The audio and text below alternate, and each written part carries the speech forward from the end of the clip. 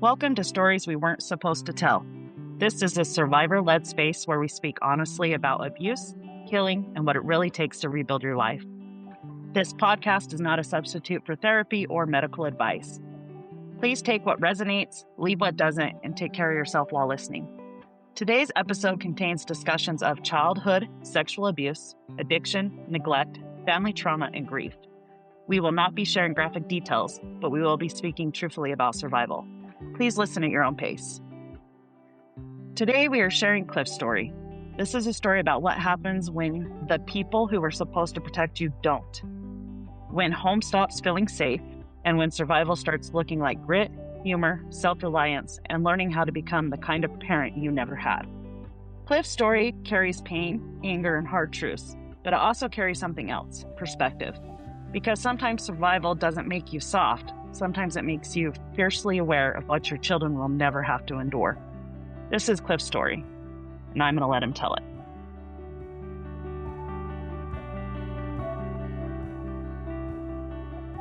Cliff, before we get started, just want to let people know who you are today.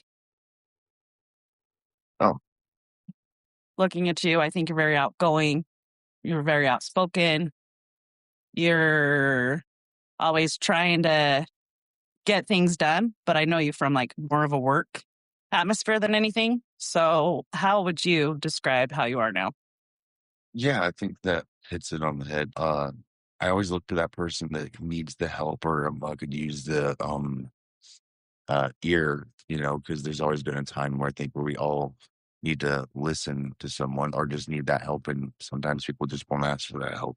So sometimes just to offer that help out there, like my younger brother, he's not my blood brother, but he's my younger brother, but he knows shit that I don't know. So sometimes I call him to help me with certain things, and other times he calls me to help him with certain things. But to sort of say outgoing, I wouldn't say outgoing. I would just say to think that most people would try to be selfless like that and help their best friend, to their brother, to their neighbor, anyone.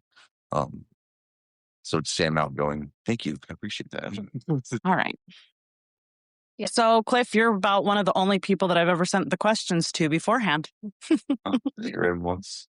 Yeah. So, if we need to stop or anything, you need to take a break, or you just want to be done. No, just you're holding me at gunpoint. What are you talking about? Right. Pretty much. But if you do, just let us know and we'll stop. Okay. So I know sometimes it'll stir some stuff up with all the interviews that I've done that, sometimes it gets a little bit deeper than you thought you would get. So, okay. Yeah. All right. What was your home like before your stepfather came into the picture? Wow, which stepfather? I mean, I guess there's been a couple stepfathers. So the first stepfather came into the house when my mom divorced my biological father, and I would say things actually got better. Guy out of the Air Force, things seemed like they were gonna be better. I mean, we got a new house in Lawrenceville, or no, yeah, Lawrenceville, Georgia, and then we moved to Stone Mountain, Georgia. And that's pretty nice places. Like I took them and checked that out. I mean, pretty cool if you're ever down there, go check that out. But household was great, but then parents partying, partaking in things they probably shouldn't, around children, being as young as we were. And then as soon as my sister was born, they realized that they just needed to get out of there. So then we moved to Iowa, and then got away from the drugs for a little bit, but then the drugs came back around again. So then, the household started falling apart. And of course the abuse, physical and sexual in nature. Stupid things like you're not eating your stuffing at the table, and then being sitting there until you didn't eat it, then hit the bell. That shit sucks, And then the awkward sexual things that happen. You're like, how do you explain those things? You go your whole life thinking that you really didn't have someone to say something to, but because it happened to my brother and my cousin, that made it more impactful because my aunt wasn't going to put up with that shit, but they didn't want to prosecute this guy because he just married their baby sister. So of course, it's crazy. Shit doesn't hit the courts then. But then by the time we're in Iowa, it finally hits the courts. We get taken up. He gets out of the picture. And then mom bounces around from boyfriend to boyfriend. And they're quite a variety of people. One of the guys that stood out pretty predominantly is Bobby Brown because he was quite a junkie himself. And I remember he laid hands on my mom's a few times, but one of the times she was back from the bar and had spent a lot of money on drinks for everyone, and he was jealous, and then dumps her purse out, pulls up a bag of something that I didn't know what the hell it was, but saying that she was getting drugs and doing this and that and the other, and the whole time she's sitting there with her head covered in a jacket. I remember reaching down to try to help her and getting kicked and then seeing like a smashed head in the wall, like rent and stuff like that. I'm like, wow, that guy was a piece of work. Ran into him a few times once they broke up, and he never looked better. Yeah, like I was a junkie for sure.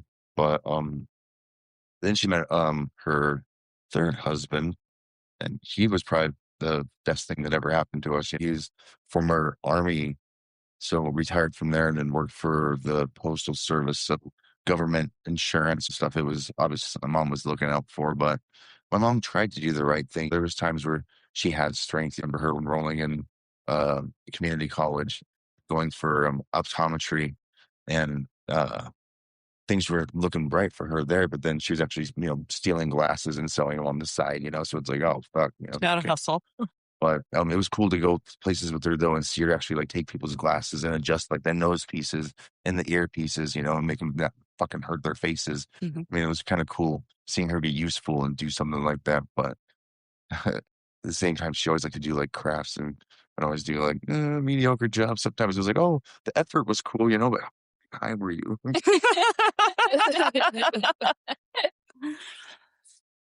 So she brought the worst out in that guy. I mean, that guy was awesome. And then he had like Coca-Cola collection, he collected bottles, cans, whatever, Coca-Cola memorabilia. Mhm. And of course, when the divorce came down, he took all his like prized ones. When you meet someone, you're like, hey, this is like my cool baseball card, and next thing Yeah. she's like, or hides it to sell it, when she had uh wrote him a check to have this pond bill on his property. And that was one of the things she did. She took the check and canceled it or blocked it on the account, something like that, and screwed him out on the end because she just brought the worst out in him. So then once he's out of the picture, shit went really downhill. I mean, uh lice for like 3 times, and then finally he just kept his daughter because there's 4 of us, and he had a daughter, or he had the youngest with my mom. And yeah, you can't pick your kid up so many times with head lice and keep letting it go back to that house. I remember the air conditioning unit broke, so we had one in the room, but then we had to use like a sheet to keep that area of the house cool, and that was her area of the house. Um, but then the fleas, and my mom kept getting in her inheritance checks, and would always have those brand new friends, those sycophants that would come around and go and the money would be gone. And uh yeah, she always get like what you call it, support animals, I guess. We had ocelots, we had uh an English Springer Spaniel, shitload of cats, and it's like, I mean, that's not good for a bunch of kids growing up with all these fleas and lice and shit. Living in the Midwest, most basements flood. And when they flood and your laundry's on the floor, oh my God, good luck getting that shit out. Have you ever seen a shirt that's got like mold or mildew in it? You ain't getting that shit out Nope. with like the best crap you have. Done deal. Um, so if I didn't do my own laundry, I'd be wearing something I wore earlier that week. And the kids in the Midwest are pretty fucking mean. Call you scurv and shit and be like, what? You can't wear it to you. Those you wore that sweater yesterday. It's like, well, it's a sweater. Moving to Utah was probably the nicest thing because I can wear this sweater today and tomorrow and the next day. And no one's gonna be like, wow, you're dirty or scurvy, even if I have a stain on it. So, what do you remember about your relationship with your mom when you were little? Wow. Tough single mom trying to make it in between, these boyfriend after boyfriend after boyfriend. I mean, there were some that were cool and genuine, but not quite able to settle her down. She was, oh man, a handful. Um, the neighbor behind my best friend said that we had done some vandalism or something. I can't remember what it was because we didn't do it, right? I mean, not only because it's really our Florida, but my mom, who was all of like 4 foot 12, not even 5 foot, I would say. But she went up and got in this guy's face and was like, "That can't be my kids that did that. No way, that was my kids," you know? So seeing her like go to bat for us and stick up for us, like we did put the kid's bike on the tracks. I mean, that shit happened, you know, but we got caught putting it on there. But yeah, couldn't get out of that one. I mean, we were hard, you know, being young boys for a single mom, but I mean, she did great at times as me. Even if she bounced checks, she made Christmas happen. She knew what was important, like tradition, like with certain things we did around Easter and Christmas, and I don't know. I mean, yeah, uh, not a bad person all in all, but people say that like drug addiction is a disease, and I'm like, no, I think it's addiction. Everyone makes a cogniz cognitive decision. Come on, back me up here, guys. Correct me. Chopping blocks. That's all I'm going to say. Do it Chopping or blocks. do not do it. You know, I've met a lot of my friends and stuff that have been there, done that, and then stopped doing that. You know, and my best man at my wedding, he has holes in his brain from doing that crap. You know, and has seizures and has a battery installed in like his freaking chest right here that'll zap his brain if he has a seizure to keep him from going too far out of it. I guess, but Wow. uh, I mean, it took me a long time to focus on the good things and like how and really appreciate like a single mom and how hard it is, you know, raising two boys, and then remembering the cool things she told me, like, oh, how do you train a boy? You throw a Cheerio in the toilet and I'll tell him to aim for it. I mean, stupid shit like that that kind of more resonates now than like the hard times of like going through the McDonald's drive through and her being like, I'd be like, wait, see if I can remember like $13 for a meal and then 3 Happy Meals. That was before we even had my baby sister, you know, and her bitching about, you know, having to spend money on dinner. But I mean, it's just money that she could use to either pay the water bill or the electricity bill, you know, or, you know, get a bag. This is Or get it back. you gotta juggle those decisions. And I think it's hard being a mom, but it took me a long time to really just appreciate it. Like So, Tupac said. what did a normal day look like back when you were a kid? Wow. Well, like I said, she was working. At the time she was working, you know, it'd be like kind of to your own, do your own. And I had friends that I'd stay at, and um, that we had a reliable dinner, you know, and not um crap or whatever. Um, it's fun. And then when she wasn't working, eventually she went on disability, and it was you had to kind of take care of yourself then too, because you'd sleep till like 2 o'clock in the afternoon, you know, in the summer. And then during school days, you come home and she wouldn't be there. She'd be out somewhere or be coming back from the bar. It's like, oh shit, you know, we were always a second thought at that point. But uh what's weird is like you see patterns like with my little sisters. I see that they kind of share a lot of attributes that my mom had. And a couple of them are just the way they deceive and they try to lie. Like my little sister, for instance, uh she had her first kid at 16 years old, 17 years old, just about 17 years old. I'm not trying to hate her or anything, you know, but then she had her next kid a year and a half later. And it's like, wow, you know, they're back to back like mom had. And she said to us one time, she's like, hey, will you watch the kids so that we can go out and go party? I didn't get to party much because I had kids so young. And it's like, That's what I hate. how's that my problem? Like, sorry, you had to grow up. You know, you did grown up things. You got to act like a fucking grown up. I'm sorry. Right. Did you have any spirituality or religion in your childhood? So my mom was an atheist, you know, and she always told me to go to church. You know, like we had the mayor lived across the street from us, and his wife was shit, what is that church?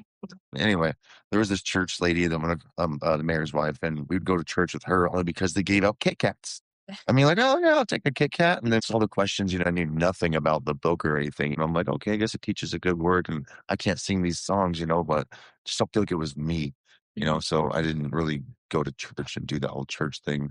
And then once my mom asking me, you know, after going and stuff, and her just being honest and being like, well, um, you can choose this or that. This is what I believe, but a lot of people believe this. It's not a bad thing. Like, yeah, true. Yeah. But as anyone gets closer to death, you know, like when I went saw in our days, they always get closer to God, you Yeah. know, because nobody wants to be warm food, I guess. I'm not very spiritual though. When did you first realize that something in your home wasn't safe? Was there like a specific time you can remember? Oof.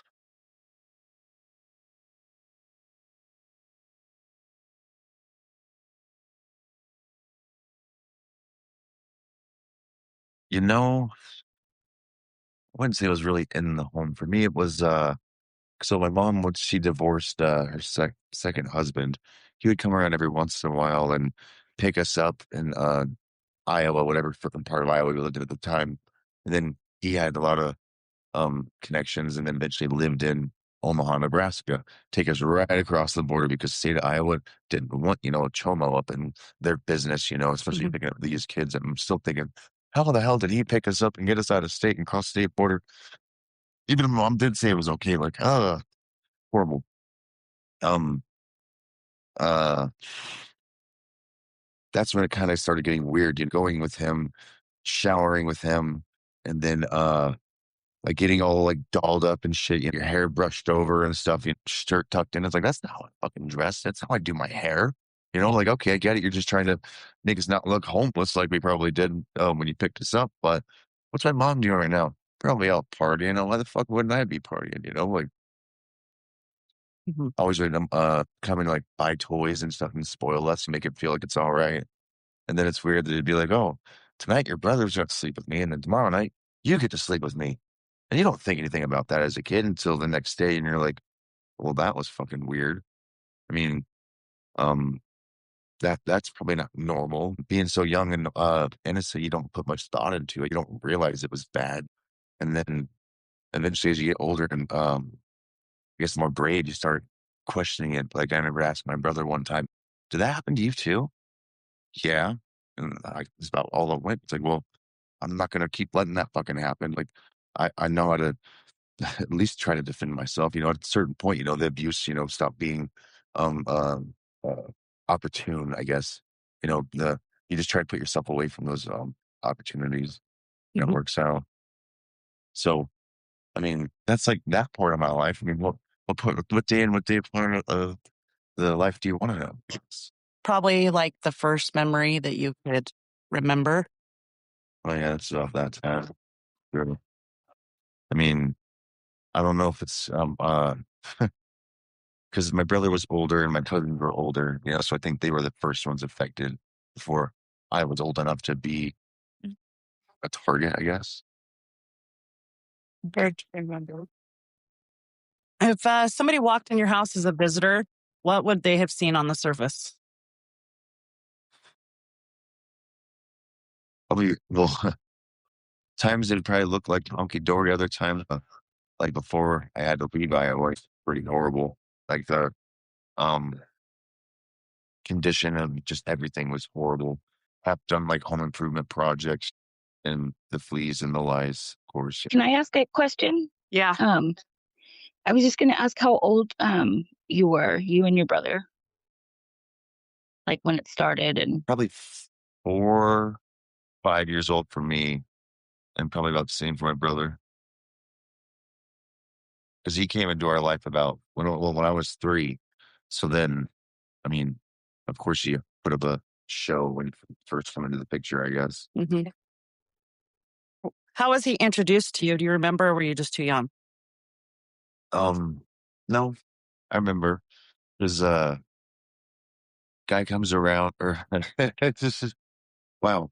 I think he had met my mom at the bar, and they got shit faced, whatever, had a good time, and then my mom went to the bar the next night, drank and drove while we were at like babysitter or whatever, wrecked. So he went to picked us up from the police station. I don't know how we ended up at the police station, but I remember getting a Ninja Turtle. You will forget that. Oh, uh, and then yeah, I think he just kind of stuck around, wanted that stability because he was military and was bouncing around Hmm. doing all different kinds of jobs and shit. So I think he wanted that as well, or saw a couple easy targets. Okay. Yeah, they say that predators try to find the single moms, and especially the single moms that have like addiction, alcoholism, and things like that, because then they have easier access to the children. I've read that more than once. I do have one more question though. Did you guys tell your mom what was going on? No. I mean, it was something that was talked about. We obviously knew when she got divorced, from him that was one of the reasons why. I don't know how he didn't see charges, but still the state of Iowa thought he was still a predator. Where he didn't have to claim a blue square out of his house or residency, I guess. Or maybe he did. I just didn't know. I mean, I don't know how it works, but I don't understand how you wouldn't catch charges for that. And he ended up getting in trouble because of the cousin, right? Is that what you said, your cousin? You said the aunt wouldn't deal with it. That's what I'm saying. It doesn't seem like there would have been charges. I mean, maybe they didn't. Maybe it was just kind of in the family, kind of like we know, we all know. Just get out of here. Yeah. There's so many that still continued to go with him after that. I was going to say there are so many stories from the people that I've interviewed. I could not tell you how many people that tell me, yes, I told my mom, or yes, I told my dad. But because it was their brother or their cousin or somebody in the family, they don't want to see them get in trouble. So they just try to work it out amongst each other. And I don't understand that at all. I don't care who you are. And I remember talking amongst my friend, but we moved around so much from time to time. It was hard to remember who all knew what, but even then, as the behavior became different, because my mom divorced him, and then once we went into the youth shelter, the options came up. You're like, okay, who do you want to live with, mom or dad? I'll go live with mom. Well, that's not an option. Well, how the fuck do you ask? That was a stupid question on the behalf of the state of Iowa, but uh, then it was my cousin, my oldest cousin. She filed to be a foster parent. She was starting going through those loops and stuff like that. And they're like, oh, well, she's really young, has her own babies and stuff. We don't know if she can handle a couple teenagers, especially my brother was breaking into cars, not going to school. His ninth grade year didn't do, but like a couple weeks of actual attendance. Mhm. So when he moved here, they had to buy a transcript for him. You can buy a transcript. You sure can if you got enough money. Wow. My biological father, I found out, years later that he was, beating on everyone, and that's why he wasn't in the picture. But, so you'll always want that like father figure in your life, and big, tall guy, and seemed like he had his shit together, it's pretty smart. It's like, well, yeah, of course you want that. And then my brother being the oldest one, being like, well, I'm gonna call you dad. Oh, I was first to call him dad. And it's like, oh, okay, well, think things are moving a little fast, for being a 3-year-old. Yeah. I'm not going to call you dad unless you got like a treat or something, like How whatever 3-year-olds think. fine. When did the energy in the house start to change? How long until we flipped the switch, basically? That's what I'm asking. It was a couple years. Or not even a couple years, I'd say, because it seemed like my sister was born just before we moved to Iowa, because she had her first birthday in Iowa. So, the energy seemed to change. Like, I look back and I watched like videos from like parties and stuff that they had on VHS. And for young kids, that's a cassette tape. You guys, but you see like the wedding ones and stuff, and then you see them like doing blow and shit like that. And it's like, wow, like the 80s were fucking awesome. Early 90s, cool. Look at you guys, Right? partying it up. And then, yeah, the crazy sex parties that they would have and whatnot. And then, there's always that lull after, your paycheck runs down. So hold on. Everything kind of. Hold on. We got to back up. Crazy sex parties that you young kids knew about? Like, were you? No. Like, no, just elaborate a little bit more on that, because my mind's stuck on that now. Like I said, VHS tapes, you ever go through your parents' VHS collection? Oh. I'm like, oh, what's this one? Why is this one over here? What's this one? Finding shit that's, not Homeward Bound or Land Before Time, it's, oh my God.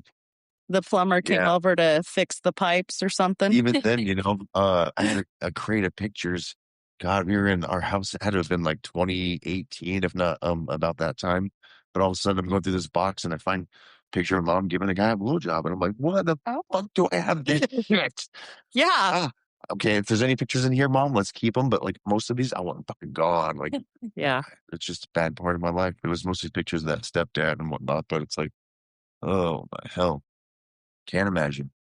But even then, the stories he would tell me, and it's like, why are you telling me this shit about my mom? Like, why would you tell someone's kid like that? It's Grooming. just the crazy, creepy mind of a fucking predator. What behavior started happening that scared you? Um,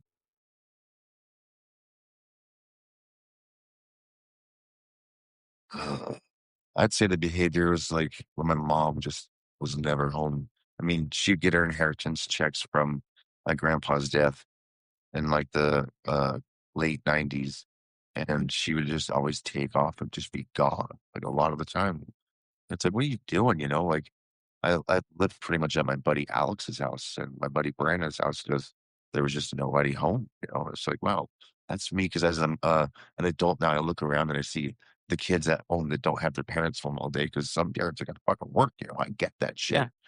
But like these kids come over to my house and it's like, oh hey, can we play? And then the one kid busts the little brother in the nose, and I'm like, I don't even have your dad's number to call or anything like that.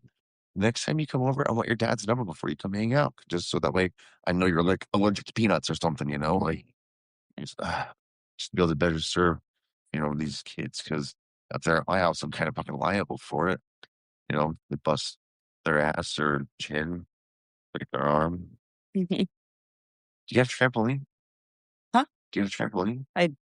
Well, that's a funny story. I'll tell you all about that in a minute. It blew away. It didn't blow away. Even worse. Even worse. All I can say is Faye has a couple friends that are boys that come over, and they're crazy. They're crazy. But I'll tell you the whole story. I'm lucky they didn't break their arms, but trampoline. dangerous. Most insurance companies don't even like trampolines in the arms anymore. They won't. Yeah. I'm sure So I you. told you about my stepdad's, my latest stepdad, Ron. He had money and stuff, and we went and bought a trampoline one year, and it had the cage net around it and stuff. But damn, none of my friends in the neighborhood could jump on that motherfucker until they signed the waiver. Yeah. We were that family, and I kind of feel like that's why the neighborhood kids don't like me because I'm kind of like that too. Well, you got to protect yourself. Did you feel like you could tell anyone? Yeah, I talked to my friends about it, you know, because they all kind of went through different things themselves, being abused by someone. When you ever find that friend, you always feel like you have that connection. But like, damn, I thought I had it bad. You got it worse, you know, dude. That's not bad at all. Like shit. Um, that's mostly the people I feel like I've confided in or that I felt most comfortable talking to you. It's weird. I don't know. Because as an adult now, you're kind of mad. You know, you sit there and think about it. It's like, why would you talk to an adult? That's the one way you get taken care of. But then again, I think also, I don't know, maybe probably the youngest person in the room. But I felt like back then, uh, it, it just wasn't talked about as much as it is, you know, nowadays with kids and stuff like that. I mean, I don't feel like I was educated about it to know that I should be telling someone. But I mean, what is your dad? What do? You know, can't go. Where you go? Well, do you feel like you trusted your mom enough? Wow. Yeah. I mean, I felt that she was an enabler. I mean, really couldn't do much about it. I mean, some of my memories of were finding her, you know, high on drugs, you know, walking to the bathroom one day and she's holding her teeth in her hand. And I'm like, what the fuck? I mean, I guess that's what I would do, hard drugs, you know? Um, so, and watching her take prescription pills and wash it down with alcohol. I mean, her mom died when she was young from, what we think was like, complication from cirrhosis of the liver. But, because a bunch of the women in my family seem to have this condition with Their livers. yeah, the liver. That's probably what it was. They just didn't know it back then. Because I don't remember ever telling her about it, but I mean, she had to know. Why would else would you send your kid out of state with somebody that you know is Why would you divorce them, first of all? So, yeah, she knew. Yeah, I mean, I think back about it, it's like he had a trait skill, that was really high in demand, and made great money doing it. Why I don't understand why she would have left him unless, she just wasn't getting her way, felt like she couldn't control him anymore. He would always kind of say that she would bring the drugs around, you know. Oh, the money hit the bank, go get a bag. Come home from work. Hey, there's a bag. Can you take it back and get a refund? Did the abuse feel random or did it follow a pattern? Pattern. So I know before you said that you figured out ways to avoid the situation. Just Started getting to the point where like you wanted your privacy. You don't go to the bathroom with the door open anymore. You don't get dressed in front of people. You get dressed in like the bathroom if you're in a hotel. But that's mostly Right. what it turned out to be, going to hotels. But even then, once I moved here, because there's that weird part where um nobody wanted custody of us, and the people that did apply custody, he was one of them. It always just seemed like he would do weird things like expose himself and stuff like that. And it's like, why are you fucking exposing yourself to your kids? Isn't that fucking weird to you? We're actually not even really your kids. The state's coming in here still. You still have to talk to a caseworker, and I mean, I do tell the caseworker, yeah, this guy's a fucking creep. You can't get away from me. You can put up with him dropping his pants every once in a while and exposing himself versus living in a foster home. I mean, you weigh your options too. I mean, when I was in the youth shelter, he was in there for 69 days, and I'm like, that wasn't the worst thing in the world, honestly. It wasn't the greatest thing in the world either. There's people in there that threaten to blow up the school and kill people and shit. Um, and I was in there for my mom dropped a dirty UA. uh, So did you have to go to the juvenile like correctional place because they didn't have room in the foster system, or do you know? it was like this like weird like halfway house like kind of thing. There was kids that yeah would get picked up for like random things. Like the state has to have custody of you until they decided where they put you. It's kind of, what would you call that? Almost like a, because there was like a bunch of kids that were my age in a group on this block, four. And then there's a bunch of younger kids that were in this block. My brother was in a whole different block because he was older. My sister was in fucking Florida at Disney World. But then my baby sister was with her biological dad, which was probably the best thing ever. Okay. Like he ended up having to raise her, and you would think that growing up with like that dad and stepmom, she had a stepmom that really cared about her and shit, that things would have worked out, but she's just rotten little bitch. It's funny because you start seeing that connection where he's like, wow, you are kind of like Sandra, you are kind of like your sister too. Like you start seeing these connections where does it run in the family? Is it hereditary? I think a lot of things are. Yeah. A lot of things are. Nature over nurture and nurture over nature. Yeah. So you kind of touched base on this already, but what was your relationship with your sibling, with your brother, with your cousin? And did you guys, when this was happening, did you guys talk about it at all while it was happening, or was it after? No, it was always after. I was the only one that ever would that brought it up to my brother. The only time I ever talked about it, I think it was like once. Mm-hmm. So my brother was very cystic acne on his face, very depressed kind of kid, had an attitude, was breaking into cars, doing everything wrong, and really couldn't talk to him about anything. Where's your brother now? He lives in Plain City. Yeah. So he had a hard time, I think, bottling it up and having other issues, social issues. But he eventually lived with me when we had our house over there. He got out of the Navy and needed somewhere to live. Did he have his kids with him when he lived with us? Yeah, of course he did. Yeah, brought his two kids and was living with us and helped him get back up on his feet, transitioning from the military. And now he has a house up in Plain City. It's been pretty good. And 3 kids. He's married and has 3 kids. What kept you going during that time?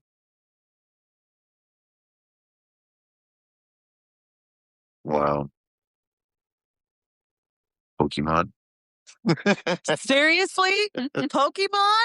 No shit. It's the same thing that keeps you going right now. Bored it. I mean, there's things you would do, that would take your mind off of whatever you were doing besides, um, sitting around. I mean, what'd you do as a kid? Did you just, not do kid stuff? No, I did kid I'm stuff, just talking shit.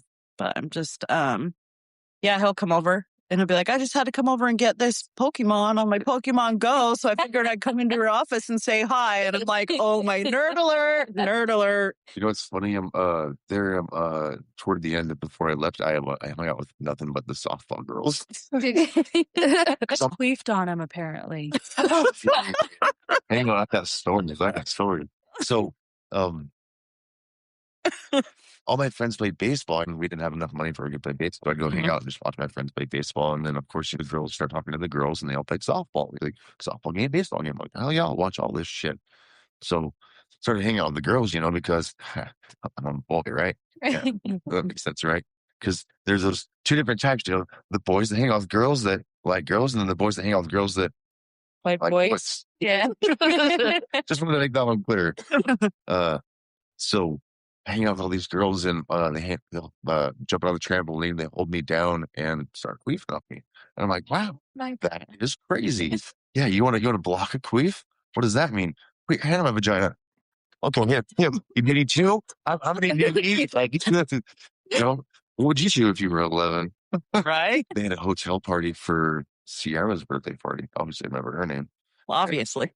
She's like, yeah, Mom, he doesn't have a ride home. Can he stay the night? So I got to sleep in the hotel room with all these girls. Ooh. And her mom was there, in the bedroom, where I'll sit down, like the formal living room or whatever. And I touched a boob for the first time. Nice. So I was like, it was Sierra's birthday party. That's why you remember her name. Was it Sierra's? Was it Sarah's boob? All right. So even if it wasn't, yeah. I mean, she asked me to stay. I was like, all right, I'll stay. But I mean, I can't remember how I got home the next day. Holy shit. Yeah. Sounds like downtown Des Moines. How did your mom's addiction affect your ability to feel protected? She would bring like weird people over all the freaking time, like toward the end, there was this guy, an older guy, gray hair, goatee and stuff. And it's like, wow, there's, not a whole lot of money left. Why is this dirtbag coming around? He was the one that she ended up sharing needles with. And then we found out that he was the one that gave her AIDS. And it's like, holy shit. How do you miss that? But that guy would be sleeping on our couch. And my brother, being the hoodlum thug of the late 90s, listening to freaking Cash Money Millionaire, trying to stick out IV and steal a couple bottles of Bacardi, trying to be thug and take a sip of Bacardi. This is fucking horrible. I can't drink 151. Like, what the fuck is going on here? And then watching him wake up in the morning, grab that bottle. Jiggle. I mean, I've seen people drink liquor like that before, but only once in real life. Everything else is like on TV, Right? Oh. So yeah, I'm always bringing interesting boyfriends at times, but there was times where she had, the good, caring, supportive guy that you're like, she's just gonna kick you to the curb. You're just the guy for right now. Like, I felt bad for a couple of them because there's one guy she dated that nice guy had like this big giant room in his house, like a man cave, like I did, with all these fucking toys. And it's like, damn, you go in there, start playing with them, you see this guy, oh, fuck, don't touch that. Can I take this home and play with this? He let us take a couple of them home. I remember the guy crying to come pick him up, probably because he just wanted them back, I mean, or maybe we broke him or something, but Your mom broke his heart. He wanted them back. Or that, yeah, I guess. I'll let your kids play with my collectible Star Trek toys as long as you date me. Oh, she broke up with me. I date my toys. I think it's a choice thing. When the state took you and your siblings, do you remember what that moment felt like? Yeah, so I was telling you that my brother was the hoodlum, was breaking into cars doing hood rat shit. And I went with them a couple times. There's nothing else to do. I mean, no one's told me I couldn't do that shit. So I'm sleeping downstairs on the couch because we had high-speed internet at the time because there was some money. And no one else in the neighborhood had high-speed internet. So we're playing video games and surfing the web. And my brother comes downstairs. Hey, we're going to jail. What? Oh, He's like, yeah, the police are upstairs in the state. It's time to, they're going to take us to the youth shelter. Oh, shit. Well, the window's just right there, dude. You can just jump out the basement window. I think we can make a break for it. Now, in hindsight, I'm like, that's the worst window we had jumped out. If they would have fucking hurt us opening that son of a bitch. But my brother's like, nope, dude, there's no way getting out. We're going. So going upstairs, my mom's crying and shit, and police officers want not taking us. And the I still remember the look on the social worker's face. She's like standing inside the door, freaking fleas and lice and heat curtain and air conditioning in the window. Probably just like, These poor kids, huh? but my baby sister was obviously not there because it was probably her dad that dropped the hat and was like, hey, that shit's horrible. Look at those kids suffering over there. You guys got to do something. Look at my daughter. I keep picking her up. She's got scabs on her scalp from all the lice. Keep taking her to that same cheap babysitter.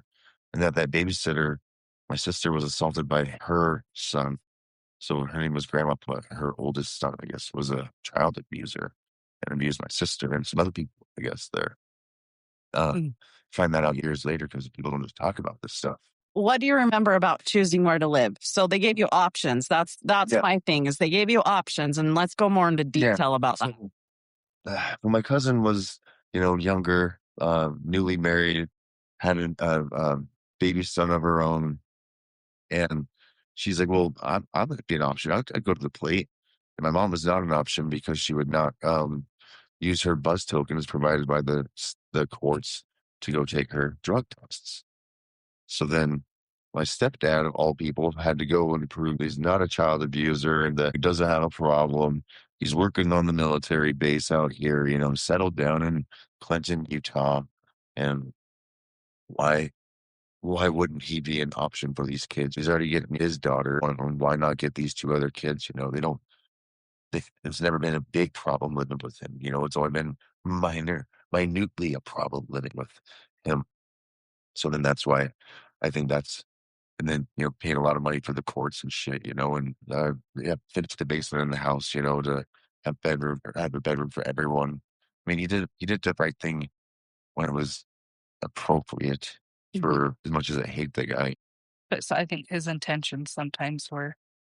Yeah, he had ulterior motives. Yeah. So it wasn't really like a choice, like I guess I could have done something new. But people always want something that I guess you could say it's familiar. Okay, yeah, there are bad times and stuff. I will be able to see my sister. And I mean, like I said, the guy is there was times where, life was better when he was in the picture than when he was not in the picture. Even when he did come around, it wasn't always, he'd get the opportunity to take us out of town, sometimes you just stop by. I remember birthdays, like, oh, wasn't here for birthdays, here's birthday presents and stuff like that, made a child's childhood a childhood. I think too is you knew what you were going to get from him. If you would have stayed in the foster system and went somewhere else, you would have had no idea what kind of hell you were going to walk into. Yeah. And being young, the only thing you knew was hell, Right. honestly. And it was still a smart move too. You think about it, having it, then being registered with the state, if something absolutely atrocious happened, I could have always gotten out. Like I knew that there was that out at that point. 14 when I moved here, 2001, tells you how old I am. Kind of like a lesser of evils. Yeah. Yeah. So when you were told your mom wasn't an option, how did that feel?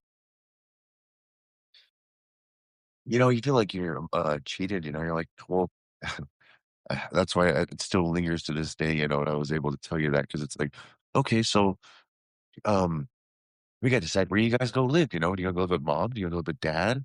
Was there anyone else you want to go live with? I want to live with mom. Well, what if mom's not an option? Well, why the fuck was that not even on the table? Obviously I'm here for a reason, and it was because of mom. I'd just like to go back there. And it's like, well, my mom just wasn't doing what she had to do to make it happen. So who else was step up to the plate? Yeah. One thing that you did tell me that I really broke my heart was that you said my mom was an option, but my abuser was. Yeah. I mean, I'm a junior, and it makes you just think, it's like, well, where the hell has senior been through all this shit? Why Mhm. wasn't he an option? Why didn't you guys contact him and be like, it is your turn to step up to the plate and be these kids' parent? I mean, did he just like give up his rights or something like that? I don't know. My brother, being at that point in his life where, he just trying to uh make contact with this guy, and he's made contact with him. And the guy's like, yeah, why don't you guys come out here and see me? Well, why don't you come out here and see, your whole family that you haven't seen? Like, it'd be easier for you to come out here and see all of us than for us all to go out there to see you. I mean, what do you have that we want to go see, man? I mean, it'd be the right thing for him to do, I think. Have you talked to him, or has it all just been your brother? So my brother's like, oh, yeah, we can go out there and go see him. And I'm like, no, dude, fuck that, dude. I mean, there was so many times he should have stepped up. If I see him, I don't know why I would want to just freaking break his nose, break his face. Uh, I mean, because there's nothing I love more than my children. And I mean, to think that you have kids out there, especially one that's fucking named after you, why wouldn't you um uh try to do the right thing? Yeah. What was stopping you? I mean, my mom, I understand, was a party animal and had a drug problem, but like, what was his deal? Same.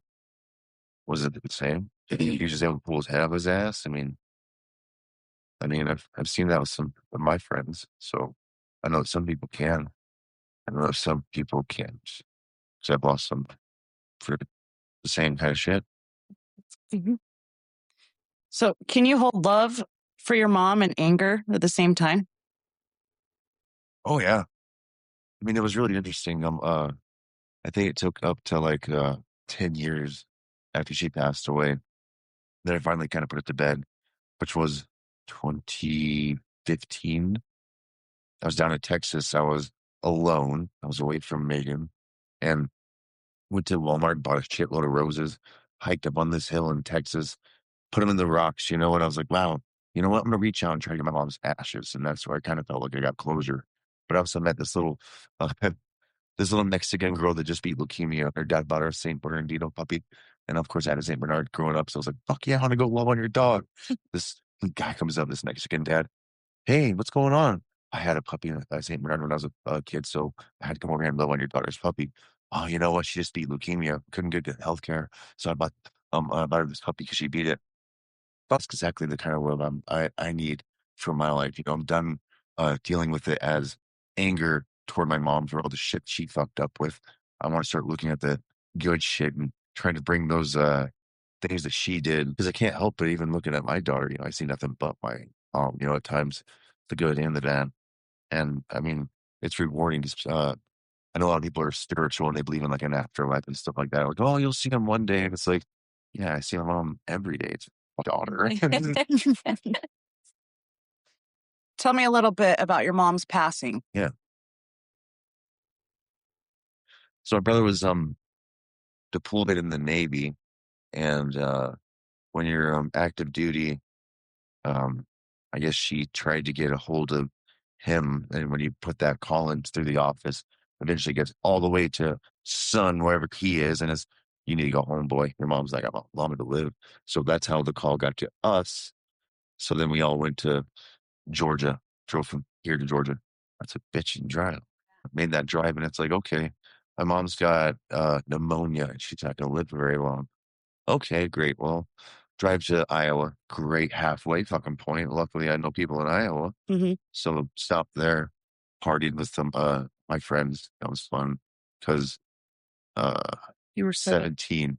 Yeah, it was summer after turning 17, and then uh wow, it was probably July 1st or 2nd that we got to Georgia of 2005, and go to see my mom, and she's living in like a freaking low-income apartment, medium little place, and she's like hooked up to like an IV and oxygen and could barely stand up, and it's like, wow, shit went south for you real quick. Like, what's going on here?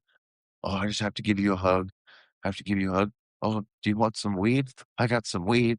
Gives me this freaking cellophane with like a roach and some other like crumbs in it. And I'm like, the hell? Well, sitting there, I'm knocking the door, and it's like, oh, what the hell is that? You know, I get freaked out because your mom just trying to give you weed and you get her knock the door, place you never been, and low income. You know, it's a little sketchy. And it's a guy at the door. Okay, he comes in with another guy, and my mom's like, which one did you want? Did you want, was it the blue one? The guy kind of gives a confused look. She's like, the morphine? And he's like, yeah. And so I see my mom open her bottle up, pour some out in her hand, hand him some, he gave her some cash, and she's like, okay, I'll take you guys to the mall and buy you some shirts. Okay. So we go to the mall and she bought us shirts, but the whole time she would use a shitload of antibacterial soap, and it's like, wow, that's odd, you know, you're not exactly the cleanest person I've ever fucking met. Like, even this place is kind of uh and then I remember leaving after all that. I didn't realize it was the last time I'd see my mom. And I remember looking at my stepdad going, does my mom have AIDS? And he's like, yeah, I'm glad you figured that out. I didn't know how to tell you. Because it's like, wow, I have to give you the call that's pneumonia so that you know it's life threatening. But then you find out, oh, that looks like AIDS. She had a cancer too, rectal cancer, Ugh. right before she died too. Yeah, and then you find that shit out. So my cousin, who's, gosh, a little bit younger than me, a little bit younger, like months wise, uh, she went down to Georgia when mom was sick and was taking care of her. And I guess that's how we ended up finding more about this story as she gets more and more. But also, she just asks a lot of fucking questions and listens to it a lot, gotten your closure and stuff like that. You don't really want to hear shit like, "Oh, your mom actually had anal cancer." Oh yeah, cool. No. She did. It was one that you get from AIDS. That's hereditary. Oh, No, it was one that you get like from AIDS. see, What did trust look like for you as a teenager? wow, you know, I found the friends that I was drawn to were the kids that were mostly fucked up, had something going on in their lives.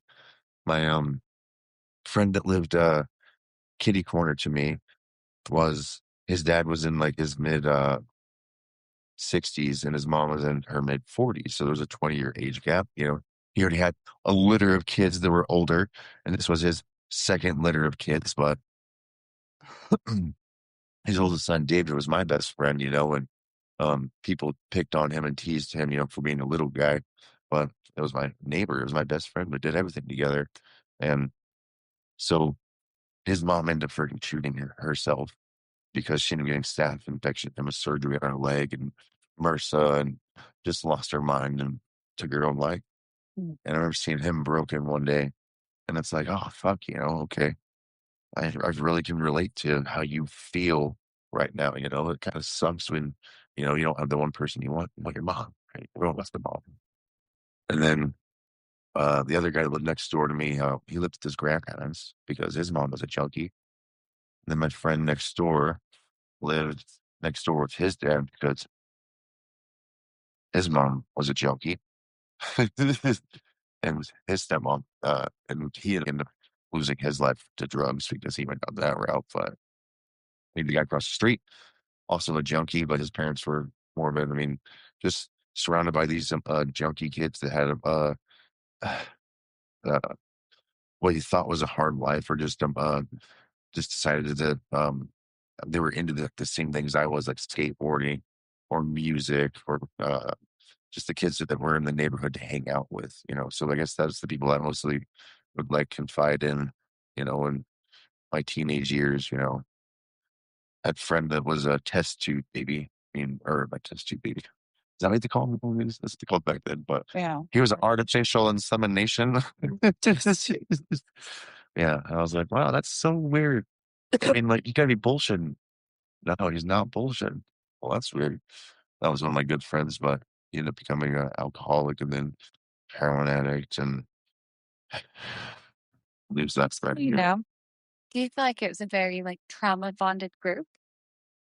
I mean, my one friend, the one of the 5 boys of the family, so did he really get the attention, kind of as a middle child, that's my best friend that I lost. Um, uh, my one friend Axel, his parents were both junkies. His name was Axel Aerosmith. Middle name was It's like, see how much drugs did your parents do? The most, man. The most drugs that he was the first child. His second child was his brother Chance that didn't make it. Chance, right? And then the third child was Chancine, his sister. She made it, but his parents didn't shortly after. It's like They were drug addicts, big time. well, so they lived with grandma and grandpa, but he was one hell of a drummer. Good guy. Well, can't seem to put the drugs down. Did you carry guilt or shame? Wow.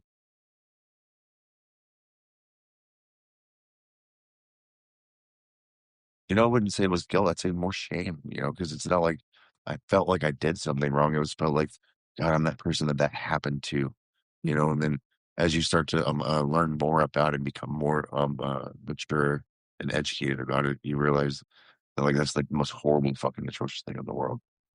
That's why I need to release the Epstein files. That's screaming at you. When did you realize none of this was your fault? I never blamed myself. A lot of blame on my mom, for putting me in those situations, but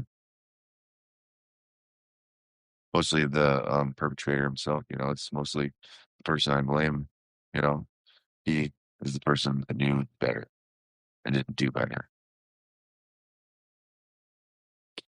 So as a child, you get told by this person as you're growing up, oh, you need to get good grades, you need to do this and do that. And it's like, I'm gonna fucking do that and do this because that's what I wanted to do.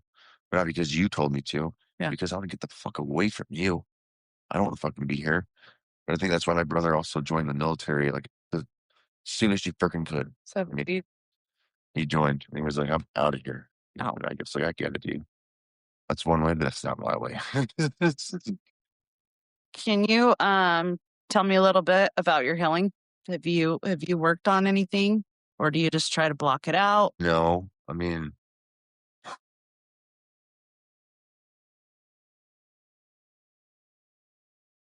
I don't think you really heal. You just kind of end up with some scar tissue in a way. I mean, there are certain things, that still kind of bother me. That's just kind of the way, and is it something I really feel like I can heal potentially, but I mean, I feel like it's more like just a comfortability that, I don't think I'm supposed to have because that was taken. Okay. So, do you think that you've blocked a lot of stuff out? Or do you remember every detail? Oh, I mean, you don't forget. You don't forget. I mean, I don't feel like I was like doped or anything. I mean, yeah. What I find crazy is most women block it out. Yep. Most men remember it all. Hmm. And I'm not like, I'm pretty sure there's different ways around or whatever, but I feel like a majority of the people that I've talked to like about stuff like this. Who are you today because you survived this? I'm an asshole.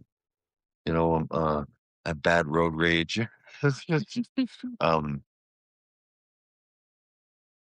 I found it very difficult being the parent I wanted to be at first. You always think you have it figured out, and you don't figure it out. But I mean, uh, now that I've been a parent for a decade, coming up here in a couple months, I feel like I'm proud of the parent I am. I fucking sewed a sock for a stuffed animal. It's gonna be a stuffed animal. It looks like a sock right now with my daughter because she wants the stuffed animal. Fucking Bookworm. bookworm. Oh. Yeah, so You've always been creative. I enjoy spending that time with my kids and being there for my kids instead of, ditching my kid or sending my kid off to do something else. Don't get me wrong, you have to do it eventually and always fucking Yeah. 100% be there. And that's why I have so much appreciation for like single moms, um, I feel like that's just like my biggest obligation. The rest of life is just being there for my kids. Do you feel like you overcompensate trying to be the best parent ever because of your upbringing? Oh yeah, I want my kids to have the shit that I didn't have growing up. I mean, we're playing with Power Wheels and shit. I mean, just the cool stuff I get to do for them. And I'm like, man, I didn't get to do that. But then as a kid, I remember mom always once in a while making that perfect Christmas present or birthday present. I mean, it wasn't all bad. There was definitely good times in there. And it's easier to see those as a mature adult than as, a pissed off teenager or 20-year-old, even as into a 30-year-old finally getting over it. What would you want another kid in that situation to hear right now that were going through what you were going through? Wow. I mean, that they could speak up if they want to speak up. There's always a way out, always a way out. Um, but then uh, you have to develop some grit, determination. You can't let it become you. You have to, um, gosh, as horrible as it sounds, it's not like a mistake that you made, but it's a mistake that you have to learn from, and it's someone else's mistake. That people are going to make mistakes that will impact you. That mistakes that you make will impact others as well, and that's a pretty severe, horrible one. That's what I'm saying. They always want to have a way out. They want a way out, and it's not suicide. They shouldn't take it out on themselves. They should take it out on the person because it is something in society that should be not discussed to where they're uncomfortable about it, but there are certain people that they can discuss it with to get the right justice. Mhm. And I think that's kind of important for them to know. What does strength look like to you now? Being a dad, I mean, that is definitely the biggest strength. I mean, uh, I can control who is around my kids. I have these talks with my kids. My kids probably hear about this shit more than they probably should. But but then again, I don't agree with that statement at the same time, Um, I want my kids to know about abuse and be aware of that. And um, I feel like that is my ultimate purpose. I mean, What do you think the difference is between the way you turned out and the way your brother? Why do you think it's so different? that's a good one. I mean, I would think that he turned out the way he turned out, maybe because he was first exposed, but at the same time feeling like he had to be the older, bigger sibling leading the way and be the strong one. I mean, like there's many times where there wasn't a man in the house and he was the oldest man in the house. Maybe he felt that responsibility. Um, where I was like the middle child, but we also had the two younger sisters that we changed diapers. We watched them. When it was time for mom to go do whatever she wanted to go do. I mean, uh, but also maybe because he was the oldest brother, maybe he was the one given that responsibility first too. It's interesting, because even talking to like my younger sister, uh, she had different experiences that I didn't know about that I find out years later. Told she was abused by the babysitter's son, and it's like holy shit, I never would have known. I mean, I never known. I mean, like, why didn't you say anything? It's like, well, I guess you really don't want to talk about that shit. No one wants to talk about this stuff. And that's why I feel burdening to my kids. I mean, you've heard me say it a million times to them. It's like, you can tell me, though, this is your privates. Nobody should touch them. Only mom and dad and the doctor. And even then, I mean, I hate to even say mom and dad. I hate to say the doctor. I mean, nobody is safe. Nobody is. One of my favorite lines in my book is if the healed version of me could sit down on the bathroom floor with the broken version of me, I would have said. So when you were at your lowest point, your darkest point in your life, and right now with what you could go back and tell young Cliff, what would you tell him? There are different degrees of like hurt and pain. And this is by far not the worst. A lot of women, will put up with an abusive fucking man that beats the hell out of them and shit like that. Why? because it's comfort. I mean, or they don't, it'd be so much more worse to go anywhere else. They get manipulated. So it's easier to, deal with the uh, pain of something like that versus like the pain of loss. I mean, that's my biggest lesson I've learned in life, I mean, the shit I went through was horrible. And then my mom passed away, and I'm like, well, that's pretty fucking even more horrible. And I'm like, well, how could it really get much worse than this? Fucking dog died. Not within the same time, this is over a course of my life, but like, it's like, okay, there are certain kinds of pain that are worse than other kinds of pain that I'd rather not deal with. I mean, we put our dog down on Tuesday, our last boxer. I feel like that was the close of a chapter of my life, from being, fuck, 19 years old. I got Champ, and then we got Olive 4 years later. I mean, having to tell my kids, about the dog passing away and seeing that kind of pain and explaining that to them too, being like, that's like the worst kind of fucking pain you can go through. I mean, you love that fucking dog. I mean, you loved Grandpa. I mean, that was a horrible one to go through too, I mean, for a while there, they would always be like, I miss Grandpa. I miss Grandpa. And now for the last week, it's been, I miss Olive. I miss Olive. And it's like, yeah, good. I mean, I hope that's the worst fucking pain you should ever have to deal with, even though that's the worst pain you should ever have to deal with.